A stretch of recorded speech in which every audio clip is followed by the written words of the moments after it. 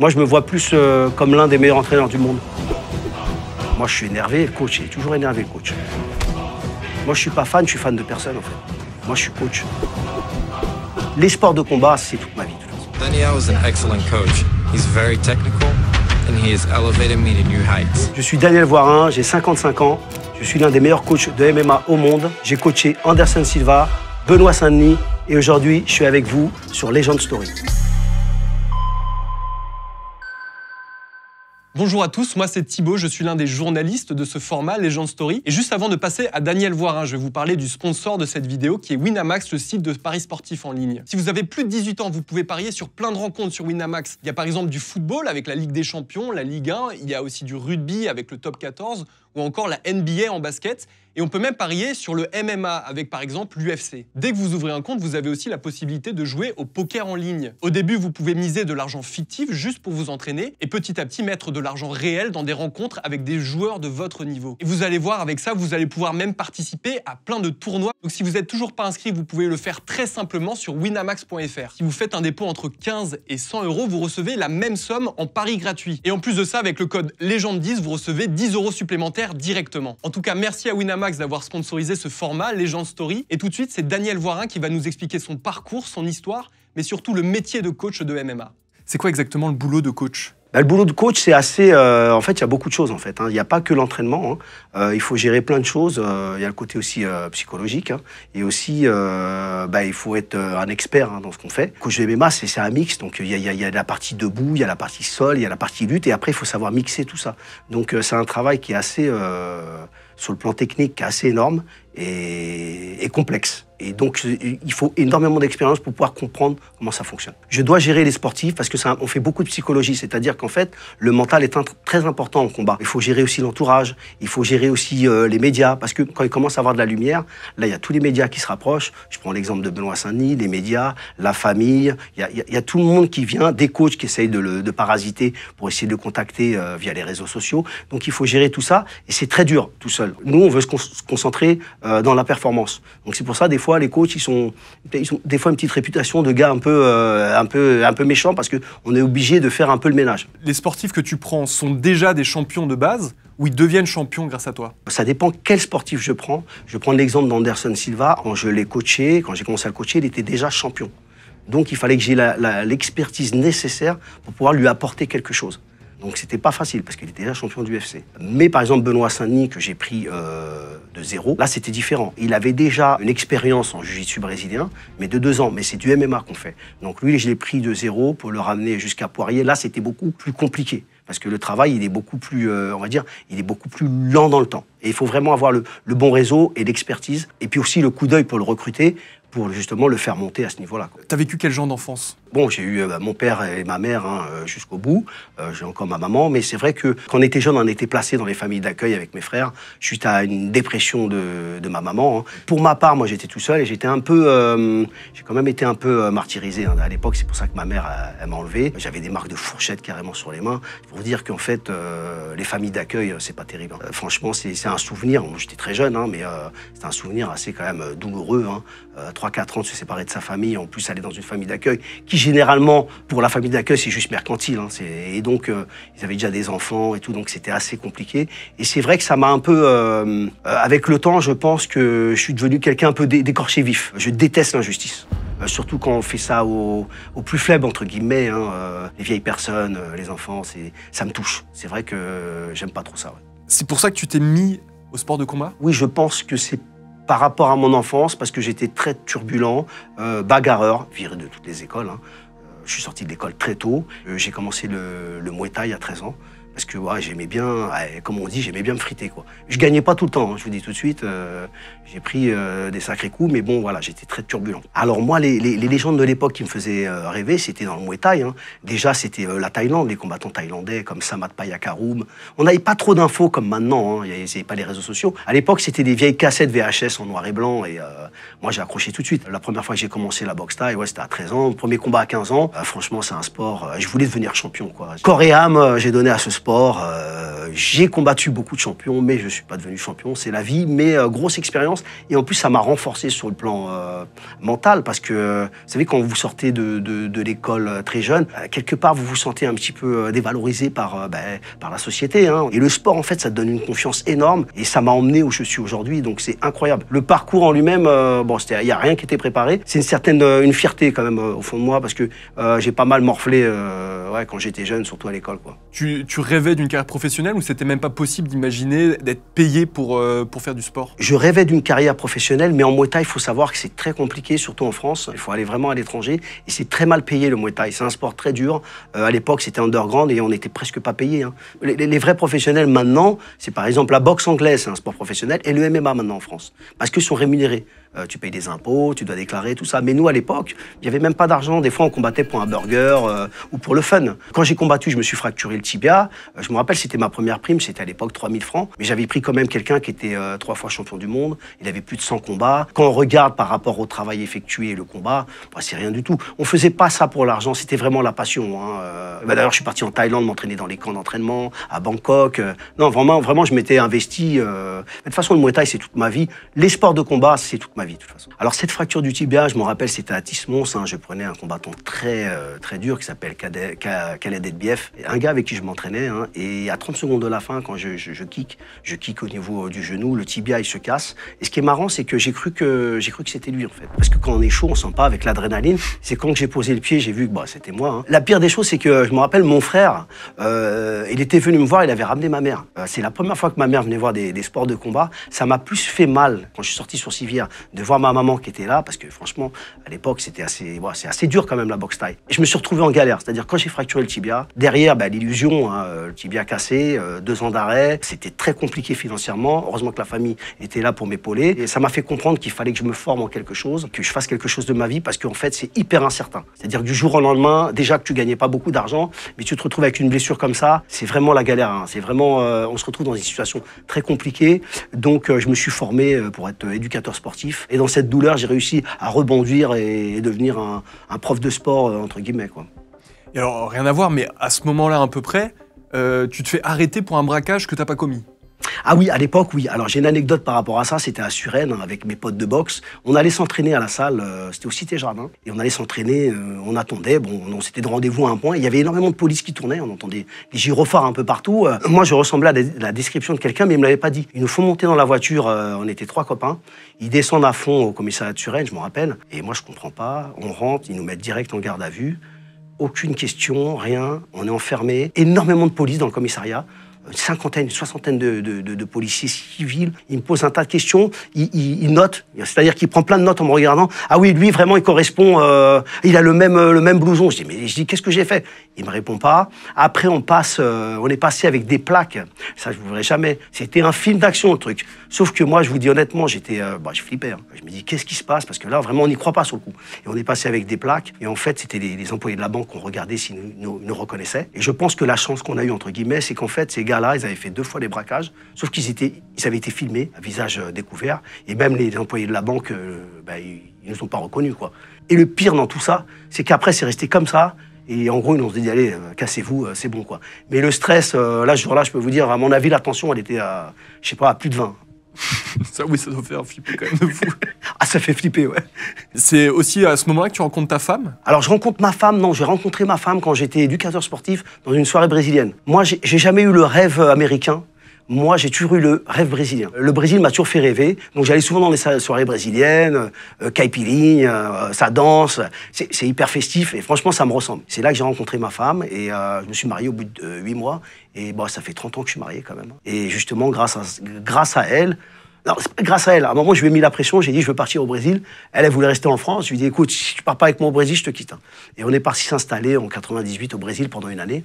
Et franchement, c'était top. Ça m'a plu énormément. Je suis revenu en France, j'ai retravaillé un peu, j'ai économisé. Et après, je suis parti vers 2002, définitivement, m'installer à Rio de Janeiro. Et justement, à ce moment-là, tu as une bonne situation quand tu arrives au Brésil?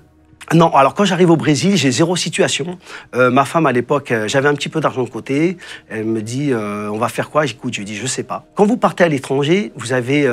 surtout moi, en plus, je suis éducateur sportif au Brésil, ça paye rien du tout. Quand vous partez à l'étranger, vous avez toute une théorie en tête. mais un plan magnifique. Mais quand on arrive sur place, on est confronté au réel. Et le réel, c'est pas pareil. Et c'était très compliqué. Je voulais développer la boxe thaï sur place. Et j'ai été obligé de faire, chercher du boulot, quoi, faire du porte-à-porte. Tu fais du porte-à-porte pour chercher des gens à coacher? Voilà, en fait, j'ai fait plein de gyms, je faisais du porte-à-porte. Et j'essayais de me vendre. Voilà, je suis prof de boxe thaï, j'aimerais bien donner des cours. Sauf qu'ils se foutaient un peu de ma gueule. Parce qu'en fait, pour eux, dans leur tête, un prof de boxe thaï, c'était un mec d'1m90, baraque. Mais en fait, il y a plusieurs catégories, surtout en Muay Thai. C'est surtout des petites catégories. Et donc, j'ai galéré.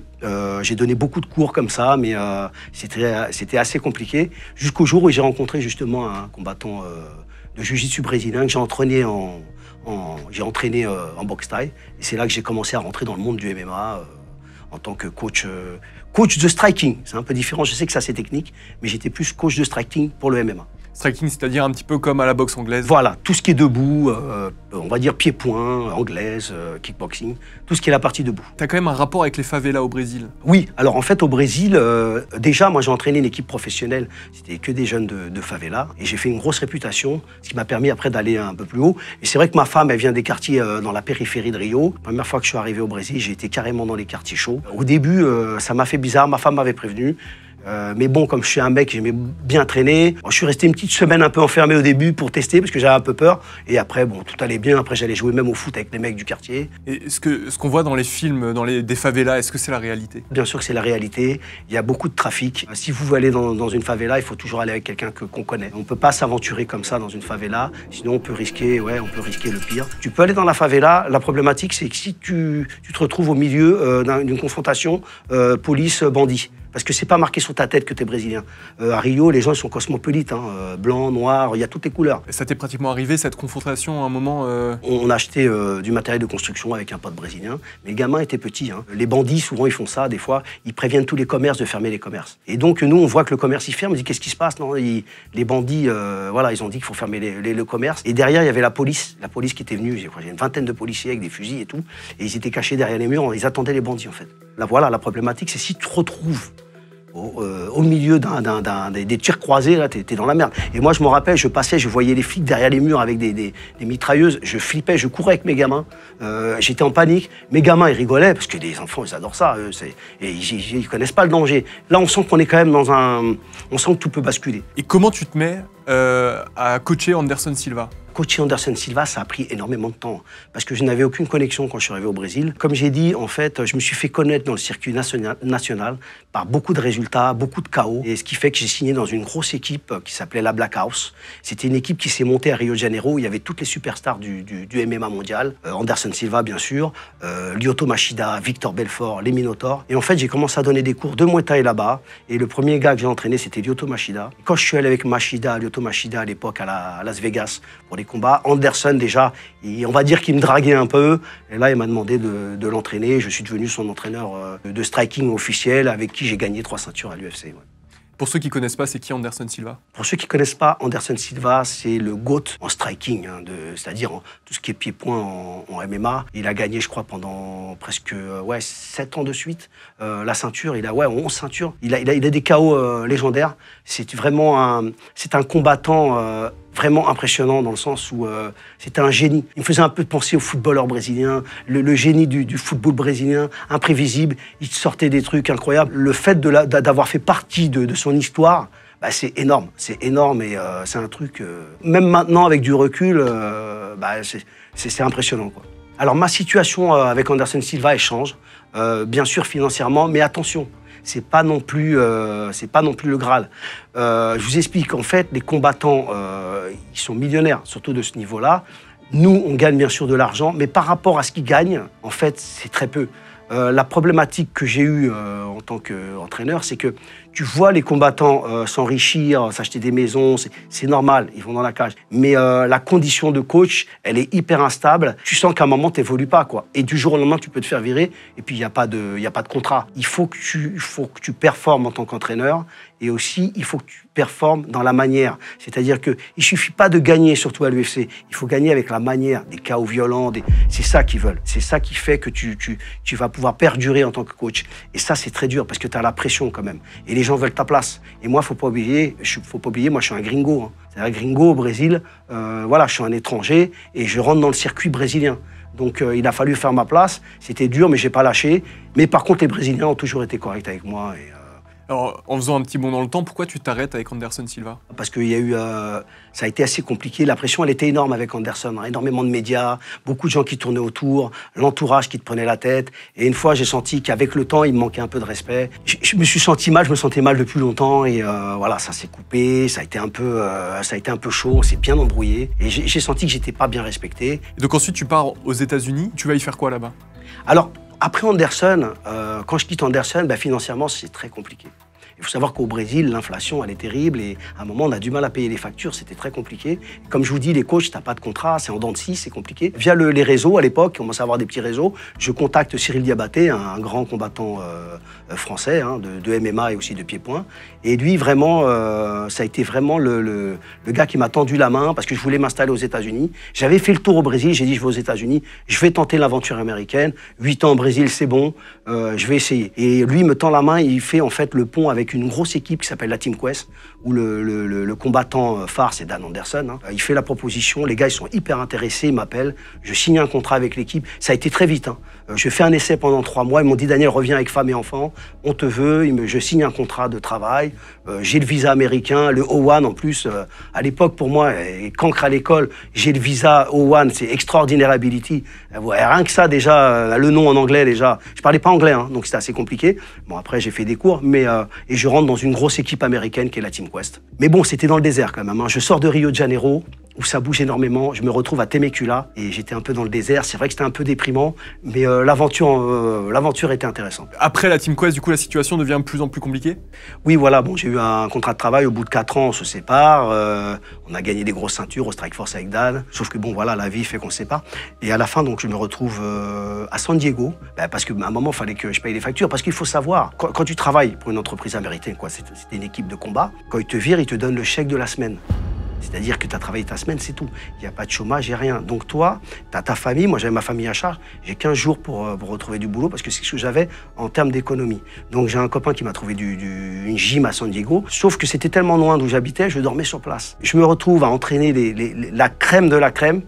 Et après, les 6 derniers mois, je me retrouve dans une gym à dormir sur un lit militaire. Je fais ça pour faire manger ma famille, hein, parce qu'à un moment, le nerf de la guerre, c'est l'argent, faut pas se mentir. Et je le fais pour ma famille. Et franchement, c'était très dur. C'est-à-dire mentalement, je sais pas comment vous expliquer. Vous passez de coach d'élite, et là, vous vous retrouvez tout en bas sur un lit militaire. Et à un moment, j'ai pété un câble. Hein. J'ai même dit à ma femme, au bout de 6 mois, j'ai dit, je pars. Je reste plus ici. Et j'ai laissé mes enfants aux États-Unis. C'était très dur, hein. Mais je suis parti, quoi. C'était très dur. Mais ça force quand même. Ça force le mental parce que ça montre que rien n'est acquis dans la vie. Pour coacher à ce niveau-là et pour être coach professionnel, je veux dire, il faut être prêt à tout dans le sens où c'est vraiment les montagnes russes, en fait. Il y a pas de... C'est des phases. Quand vous êtes dans une phase de hype, il faut en profiter au maximum parce qu'il y a toujours une phase descendante derrière. Mais bon, moi, j'aime ça. Hein. Je suis un peu... Mais avec l'âge, ça devient plus dur. Ouais. Comment tu te mets à coacher des sportifs pour aller dans des réserves indiennes? J'avais beaucoup de combattants. En fait, la problématique aux États-Unis, c'est que quand tu combats, il faut faire des examens médicaux. Alors, on sait la situation américaine, il faut avoir de l'argent. Des fois, ça coûte plus cher de faire des examens médicaux que ce que tu vas gagner en combat. Il y a beaucoup de combattants, ils n'ont pas d'argent, c'est très compliqué. Donc, on les emmenait combattre dans les réserves indiennes. Les réserves indiennes, la loi, elle est différente. Tu n'as pas besoin d'examens médicaux. Même si tu n'as qu'un œil, je crois que tu peux même aller combattre. Hein. Ils vont rien regarder, tu viens, tu te tapes, tu rentres chez toi, donc c'est assez folklore le truc. Hein. Faut voir le truc, il y a 50 combats, c'est à la chaîne, on voit de tout. Et j'ai une anecdote par rapport à ça avec un combattant qui a été à l'UFC, un ex-combattant à moi qui s'appelle Mehdi Bagdad. À l'époque, j'avais du mal à lui trouver des combats, parce que lui c'était un striker, il mettait beaucoup de KO, les gars ils flippaient de lui. Je réussis à lui trouver un combat dans la réserve indienne. Sauf que ce jour-là, il partageait la chambre avec d'autres fighters. J'avais un autre fighter, un poids lourd de l'UFC, il s'appelle Dave Herman, un grand combattant. Il aimait bien, lui, tout ce qui est un peu la bœuf, tout ça. Il avait fait des gâteaux, des space cakes, ça s'appelle. Et lui, comme il était balèze, c'était un poids lourd, il les dosait comme un malade. Et en plus, ils étaient beaux. C'est-à-dire qu'il était quand même assez doué dans les gâteaux. C'est-à-dire qu'on a limite un pâtissier, quoi. Donc Mehdi, le jour du combat, il voit les gâteaux, il se lève le matin avec son petit café, il commence à taper les gâteaux, quoi. Sauf que le gars, il tape 2-3 gâteaux, il s'enchaîne. Et après, il m'appelle, il me dit, Daniel, je suis pas bien. Et l'autre, il a tapé. C'est-à-dire que Dave, il arrive et t'as tapé mes gâteaux de shit, là. Il m'appelle, Daniel, je suis pas bien. Moi, je suis énervé. Le coach, il est toujours énervé, le coach. Je lui dis, écoute, Mehdi, je m'en fous. Tu vas combattre défoncer. Le combat, on a galéré pour le trouver. Tu vas, quand même. J'en ai rien à foutre.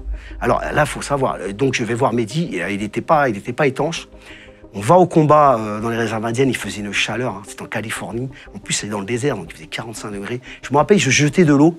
Il se jetait de l'eau sur le visage, parce qu'il n'était plus là. Moi, je les chauffais. On va au combat, il défonce le gars en 2 minutes. Il met un KO, il se rappelle même plus.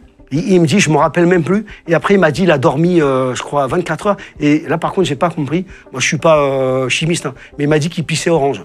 Morale de l'histoire, bah, mine de rien, des fois, tu y vas avec moins de chance, mais quand même, tu arrives à gagner, quoi.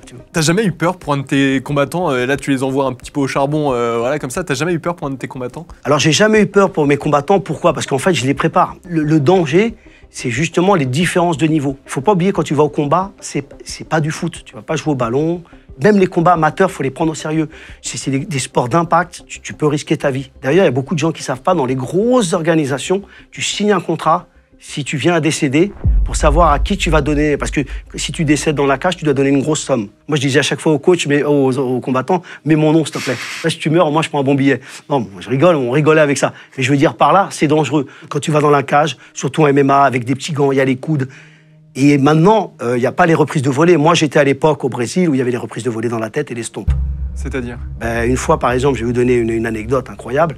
Une fois, j'emmène un combattant dans une favela à combattre. À l'époque, il y avait José Aldo qui combattait. Il combattait dans des petits shows. Hein. C'est aussi un des plus grands, José Aldo. Voilà, c'est le roi de Rio, il s'appelle. José Aldo, champion de l'UFC pendant, je sais pas, il combattait dans les petits shows avant. Moi, je le voyais, je le connais, je l'ai déjà même un peu entraîné.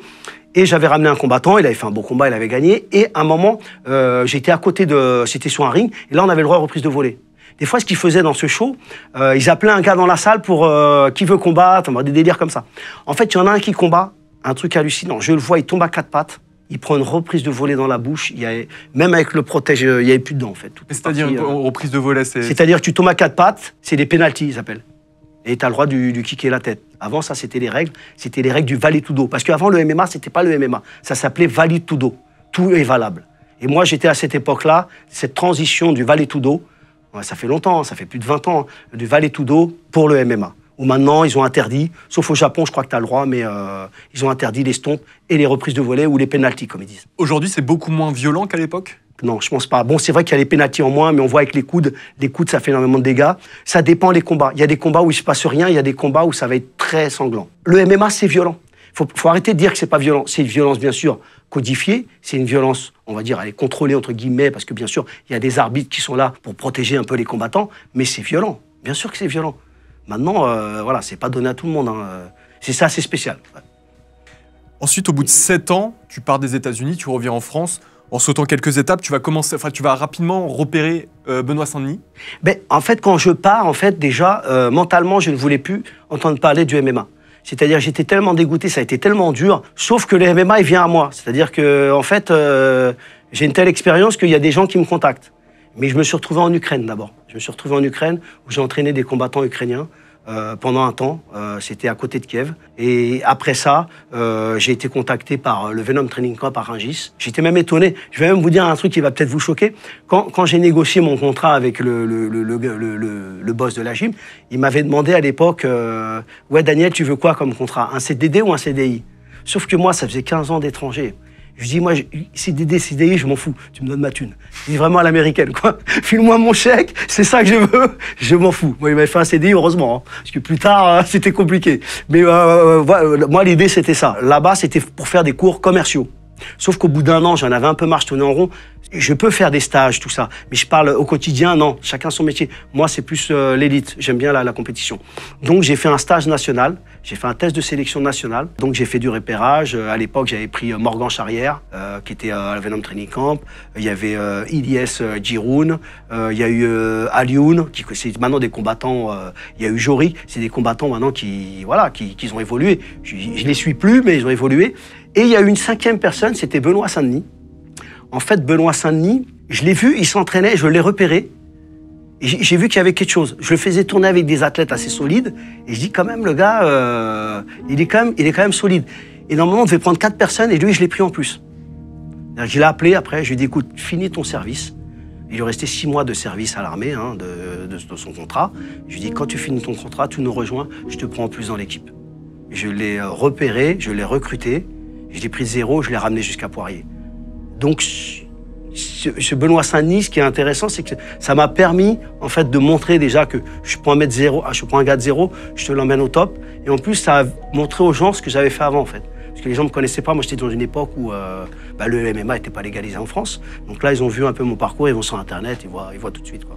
Comment tu arrives à repérer un nouveau talent? Est-ce qu'il y a quelque chose de différent chez eux? C'est assez complexe. Parce que Benoît, je devais le repérer rapidement. Morgan, il avait déjà un niveau. Donc je savais qu'il était déjà pas mal, c'est pour ça que j'ai pris. Normalement, pour repérer des combattants, c'est pas évident, c'est dans le temps. C'est-à-dire que là, Benoît, c'était exceptionnel. Et là, j'avais pas beaucoup de temps, en fait. Puisque c'était un test de sélection, il fallait que je voie tout de suite qui je prends. Lui m'a tapé à l'œil par rapport aux autres. Mais normalement, pour repérer un combattant, c'est des gens qui s'entraînent. Et avec le temps, tu vois qui est qui. Déjà, le gars, il vient régulièrement. Parce que c'est pas les gars les plus techniques qui arrivent, hein, des fois. C'est les gars les plus constants, ceux qui ont un gros mental. Des fois, il y a des gars qui sont très limités techniquement, mais ils vont très très loin. Et des fois, au contraire, il y a des gars avec une grosse habilité, mais ils vont nulle part. Parce qu'ils ont une aisance et ça va pas les aider. Donc, c'est dans le temps, je les vois, ils s'entraînent. Et petit à petit, je dis, lui, on va investir en ce combattant. Parce que, faut savoir, pour investir dans un combattant, tu gagnes pas d'argent. Là où ça devenait intéressant, c'est vers les dernières bourses, là. Mais pendant 4 ans, c'était du néant total, hein, par rapport à la charge de travail. Je vais vous donner un exemple. Tu entraînes un combattant professionnel, même s'il combat à l'UFC, tu l'entraînes. C'est arrivé par exemple avec Benoît. Il se blesse 15 jours avant le combat. Ben, tu n'es pas payé. Lui n'est pas payé, moi je ne suis pas payé. C'est-à-dire qu'en fait, c'est même pas que je ne gagne pas d'argent, c'est que j'ai perdu de l'argent. Parce que j'ai investi en l'entraînant et en fait, il n'y a rien en retour. Donc c'est très très compliqué pour pouvoir trouver l'équilibre. Mais bon, pour repérer les combattants, c'est avec le temps. Tu sais que Benoît Saint-Denis va devenir une star, un champion, enfin quelqu'un qui va être connu? Tu le sens tout de suite? Pas du tout. En fait, je sens qu'il y a un potentiel, mais après, ce potentiel, déjà, il faut l'entraîner. Il faut polir un peu le diamant, hein, on va dire. Mais après, il faut le mettre au feu. On va voir comment il va réagir au feu. Premier combat, il soumet le mec, un mec balèze. Je dis, pas mal. C'est sur ce deuxième combat que j'ai vu qu'il y avait quelque chose. Il prend un Polonais, d'ailleurs, qui combat toujours en circuit, un gros Polonais. Hein. Ce gars-là, il avait 4-0 à l'époque et Benoît avait qu'un combat. Ils font une guerre dans la cage, ils s'ouvrent à coups de coude et tout. Et Benoît arrive à le soumettre au 3e round. Et le gars était très solide en face. Hein. Et j'ai dit, lui, il a quelque chose de plus. Et c'est là que j'ai commencé à investir en Benoît. C'est quoi le moment le plus fort que tu as vécu avec Benoît Saint-Denis, celui que tu te souviens d'un combat ou autre chose, même d'un entraînement? D'un combat, c'était le combat contre Bonfi, quand il a combattu à Las Vegas, où il n'était pas favori du tout. J'avais mis une stratégie en place qui a fonctionné parfaitement. Il kickait les bras, il lui avait cassé les bras même. Après, il le met au sol et le soumet. Et il a choqué tout le monde parce que tout le monde... En fait, je lui ai fait passer des paliers importants. Et il a même eu des répercussions au Brésil où les commentateurs brésiliens, c'est des anciens combattants que j'avais entraînés, parlaient de ma stratégie plus que de Benoît. Je ne sais pas si ça l'a vraiment aidé dans le sens où, derrière ça, après, il a pris des combattants beaucoup plus durs. Il faut savoir qu'il faut être très patient au MMA. Surtout quand on arrive au niveau de l'UFC très haut, il faut être très patient, sinon tu te brûles les ailes rapidement et tu peux descendre très vite. Après Poirier, est-ce que tu sens, enfin même au moment de son combat avec Poirier, tu sens qu'il veut se séparer de toi? J'étais un peu surpris, comment ça s'est passé. C'est vrai que les séparations, ça se passe jamais bien, hein, de toute façon. Hein. Parce que il n'y a aucune reconnaissance. Et ce qui a été dur pour moi, c'est qu'au moment où je pouvais commencer à gagner bien ma vie, c'est-à-dire en tant qu'entraîneur, parce que je gagnais des pourcentages, c'est là où il allait gagner les meilleures bourses, où on s'est séparés. Ça m'a mis dans le dur économiquement. Mais même mentalement, j'ai quand même souffert pendant quand même pas mal de temps, quand même encore, mais ça fait partie du jeu. Mais des fois, ça peut te dégoûter aussi un peu du MMA. Mais bon, je me dis, maintenant j'ai 55 ans, je trace mon chemin, et voilà, quoi. Et tu penses que c'est une erreur ce qu'il a fait de ne plus être coaché par toi? Je pense que c'est une erreur, oui, bien sûr, parce que moi, je suis son coach historique, je le connais bien. Et moi, j'ai la capacité à le remettre à sa place. Tous les gars qu'il y a autour avec lui, c'est des fans. Moi, je suis pas fan, je suis fan de personne, en fait. Moi, je suis coach. Je suis pas là pour te faire plaisir, je suis pas de ta famille, je suis pas ton pote. Je suis là pour te faire performer, je suis là pour t'entraîner. Et je pense que tous les gens qu'il y a autour, ils sont plus là pour la lumière que... Et en fait, la problématique, c'est que ils n'ont pas la capacité à le remettre à sa place parce que déjà, ils n'ont pas la légitimité. Au début, quand tu prends un combattant qui est personne, au début, il n'est rien du tout. Financièrement, il est en bas de toi même. Quand il commence à monter, c'est lui qui a l'argent. Il est au-dessus de toi, c'est-à-dire qu'il devient ton patron. Au début, c'était ton petit élève. Quand tu arrives dans le monde professionnel, après, il devient ton boss. Donc, c'est très compliqué le rapport. Moi, je suis plus vieux, donc je ne me laisse pas faire. Mais après, bon, je sais pas comment c'est dans la tête des combattants. Lui, il se prend pour qui, voilà, à l'entourage. Et c'est comme ça que ça part en vrille. En fait, là où c'est compliqué, c'est quand il y a l'argent, l'ultra-médiatisation à outrance, surtout à l'UFC, on te met sur un piédestal et à un moment, tu commences à perdre tes repères. J'ai prévenu tous mes combattants en amont. Vous allez voir qu'à un moment, quand la lumière elle arrive vraiment forte, ça va être compliqué, les gars, faut bien se tenir, parce que vous allez perdre un peu le... Eh ben, ça se passe à chaque fois. C'est un peu comme ta maman, quand elle te dit « fais pas ça », tu fais « ouais, c'est ça », tu reviens, t'as la tête en vrac, ouais, ben, elle avait raison, maman. Ben, c'est pareil. Les combattants, c'est pareil. Il faut qu'ils se prennent le mur pour qu'ils comprennent, et encore. Il y en a, ils peuvent prendre le mur 10 fois, ils comprendront pas. Donc c'est assez compliqué. Tu penses qu'il peut encore s'améliorer, prendre des places dans le classement mondial sans toi? Je pense qu'il faut qu'il aille dans une grosse team et qu'il soit bien épaulé. Bien sûr, tout est possible. Est-ce qu'aujourd'hui, tu dirais que tu es l'un des meilleurs coachs en France? Ou dans le monde? Voilà, je me placerai plus dans le monde, parce qu'en fait, moi, je suis un coach international. C'est-à-dire que moi, j'ai performé au Brésil, au pays du MMA. Je me suis fait un nom au Brésil, au pays du MMA. C'est pas rien quand tu es étranger et tu arrives sans connexion. J'ai gagné des ceintures à l'UFC. Pour ceux qui ne connaissent pas, j'ai gagné des ceintures au Strikeforce. J'ai entraîné énormément de champions, donc un qui est encore champion, qui s'appelle Pantoja, avec qui j'ai gagné 2 ceintures aux États-Unis. Et j'ai performé aussi aux États-Unis, c'est-à-dire que j'ai un nom aux États-Unis, et maintenant j'ai un nom en France. Donc ouais, moi je pense que... Moi je me vois plus comme l'un des meilleurs entraîneurs du monde. En France, c'est différent. Pas pour me la jouer, entre guillemets, mais je suis plus dans le circuit international que dans le circuit français. Alors je ne rêve pas de coacher quelqu'un d'autre. Moi je suis réalisé. J'ai eu des ceintures, j'ai fait l'Ultimate Fighter, j'ai fait énormément de choses dans le MMA. Par contre, former des combattants, oui, et même former des coachs, pourquoi pas. Ça, oui. Mais pas prendre de superstars. J'ai déjà fait le tour. Ils sont trop compliqués. Moi, je préfère prendre un gars, le former à ma manière. Je trouve que c'est plus fun, on se marre, y a moins de pression. Tu regrettes de ne pas avoir pu avoir toi-même une carrière combattant? La vie a voulu que je ne sois pas champion de Muay Thai. Même si j'ai combattu des grands noms en Muay Thai, mais c'est la vie. Mais l'expérience, j'ai à peu près une vingtaine de combats, ce qui m'a permis aussi de comprendre comment fonctionne un combattant dans sa tête. Hein. Et moi, je l'ai vécu en tant que combattant, je connais leur stress, je connais leurs doutes, la douleur. Donc, ouais, non, je regrette pas du tout. Alors aujourd'hui, mes projets, c'est déjà kiffer ma vie au maximum, c'est-à-dire profiter au maximum du temps qui me reste, c'est-à-dire essayer de vivre toujours de ma passion, mais vraiment avoir beaucoup plus de temps libre, de pouvoir allier ma passion, être rémunéré en même temps, et peut-être un projet de salle dans le nord de Paris, ça va peut-être se concrétiser, et aussi continuer mes stages au Brésil, avec des personnes lambda en plus, hein, je fais les stages au Brésil. N'importe qui peut venir au Brésil être coaché par toi? Voilà, c'est-à-dire que les stages au Brésil, c'est ouvert à tout niveau, à tout public. On est en immersion totale. Hein. On va se balader dans les favelas avec mes combattants, on tourne avec des combattants de l'UFC, ils s'entraînent avec moi. Et puis bon, le Brésil, quoi, Rio de Janeiro, la culture brésilienne, je les encadre. Et franchement, j'ai déjà fait 2 stages, les gens ils kiffent. Et puis c'est marrant, on se marre. L'idée, c'est aussi de prendre des vacances et s'amuser. Merci beaucoup, Daniel Voirin. Merci beaucoup.